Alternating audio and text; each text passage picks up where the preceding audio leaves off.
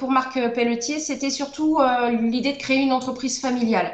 Donc il y a ces deux fils qui sont et vont être partie prenante dans l'affaire. Émeric qui est déjà aux côtés de son père actuellement. Et puis dans un second temps, il y aura Alexis qui est encore dans ses études d'ingénieur. Culture Marine, c'est un magazine spécialisé dans la conchyliculture, donc l'élevage de coquillages, moules et huîtres essentiellement sur le territoire vendéen. Et donc Navaluc construit les navires aquacoles et surtout les navires ostréicoles, les chalands.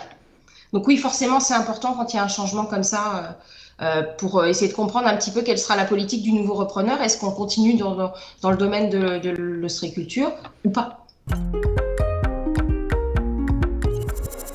Bah, c'est un emplacement stratégique entre Life d'un côté, je ne sais plus combien ils sont, 200-300 ostréiculteurs de l'autre côté, enfin la centaine d'ostréiculteurs qu'il y a de l'autre côté. C'est clair que stratégiquement, Navalu était très très bien implanté.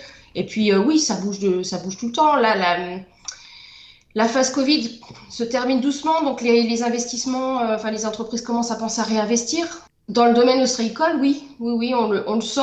Eux, ce qui a pêché pour eux, ce sont les fermetures de restaurants essentiellement, parce que il faut savoir qu'il y a une particularité en Pays de la Loire, en Vendée, Loire-Atlantique, mais en Vendée en l'occurrence, c'est qu'on fait beaucoup de ventes directes, contrairement à d'autres départements qui font des huîtres et qui font du gros ou du demi-gros, qui vendent vraiment en gros.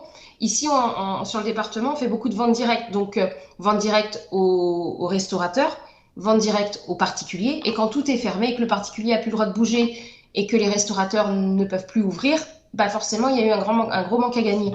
Donc là, l'activité repart. Ils ont fait de très bonnes fêtes de Noël et l'activité repart. Donc si ça repart pour les ostréiculteurs, ça va repartir sur les commandes de navires notamment.